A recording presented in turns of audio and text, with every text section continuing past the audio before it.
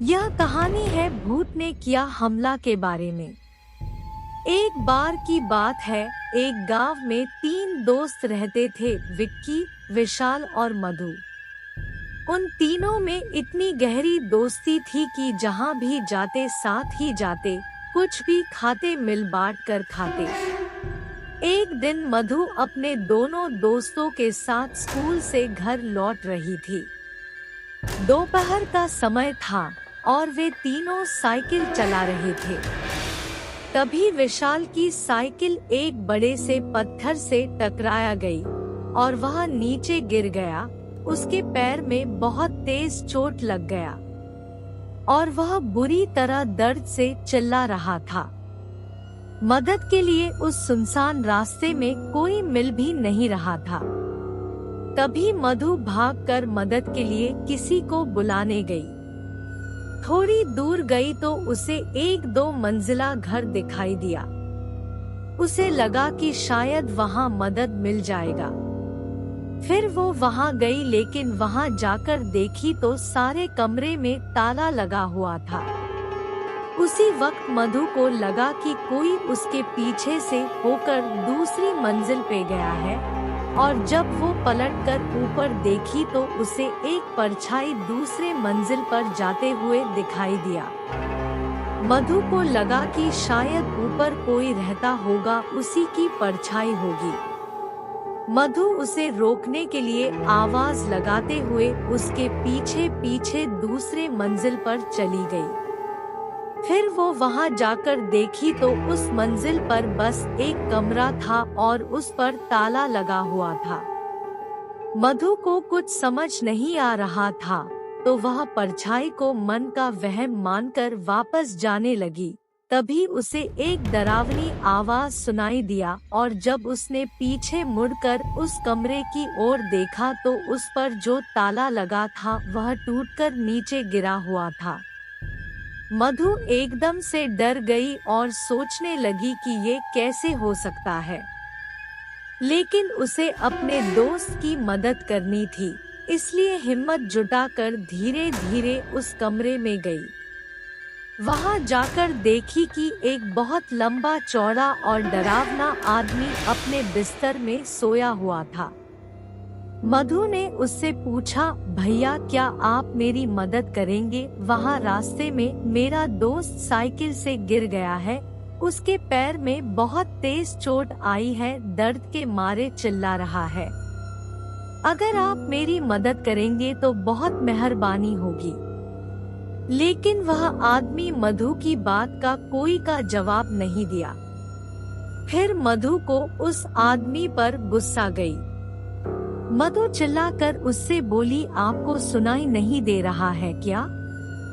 मैं आपसे कब से मदद मांग रही हूँ, कुछ बोलते क्यों नहीं? इतना बोलते ही अचानक उस कमरे का दरवाजा अपने आप बंद हो गया। मधु ने ये सब देखकर घबरा गई और दौड़कर दरवाजे की ओर गई और उसे खोलने की कोशिश करने लगी। उसके बहुत कोशिश करने के बाद भी वह दरवाजा नहीं खुला। तभी उस आदमी की जोर जोर से हंसने की आवाज आने लगी। मधु उसके हंसी से इतनी डर गई थी कि उसका पूरा शरीर कांपने लगा और उसकी आवाज भी नहीं निकल रही थी ताकि चिल्लाकर किसी से मदद मांग सके। फिर उसके बाद मधु को एक हल्की सी हवा का एहसास हुआ और जब वह पलटकर देखी तो इसका दिल दहल गया। वह आदमी जो कुछ देर पहले बिस्तर में सोया हुआ था और अब अचानक उसके सामने आकर खड़ा हो गया और जोर जोर से हंसने लगा। उसकी हंसी देखकर मधु को और ज्यादा डर लगने लगा। उसे एहसास हो रहा था कि आज ये मुझे जिंदा नहीं छोड़ेगा। फिर वो आदमी मधु को पकड़ लिया और उसे अपने पास खींचने लगा। मधु जोरों से रोने चिल्लाने लगी।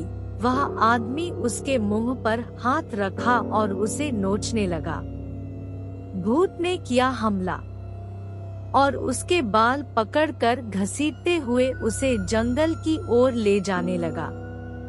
इधर विशाल दर्द के मारे छटपटा रहा था और विक्की परेशान था कि मधु अभी तक आई क्यों नहीं। थोड़ी देर तक मधु की राह देखा। जब वो नहीं आई तो विक्की खुद उसे ढूंढने निकल गया। तभी एक आदमी ने विक्की से कहा, भाई तुम बहुत परेशान लग रहे हो, क्या बात है? विक्की ने उसे अपना सारा किस्सा सुनाया और फिर वो दोनों मधु को खोजने निकल गए। तभी एक जंगल में अधमरी हालत में मधु उन लोगों को मिली। उसके कपड़े फटे हुए थे और वह रो रही थी।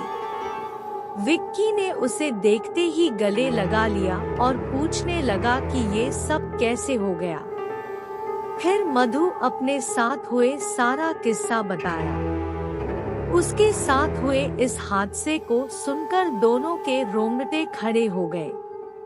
तभी उस आदमी ने बताया कि कुछ साल पहले बगल के गांव में एक लड़का रहता था। वह थोड़ा पागल सा था और हमेशा आते जाते लड़कियों को छेड़ते रहता था। उससे परेशान होकर लड़कियों ने अपने माता पिता से बताया।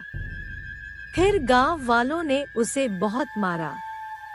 फिर 2-4 दिन के बाद वह उसी 2 मंजिला घर में जाकर अपने आप को एक कमरे में बंद करके चाकू मार लिया।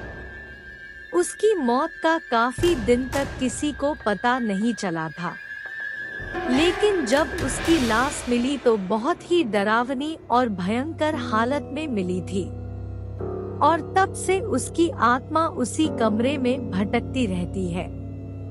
इसीलिए इस घर में आज तक कोई नहीं जाता है।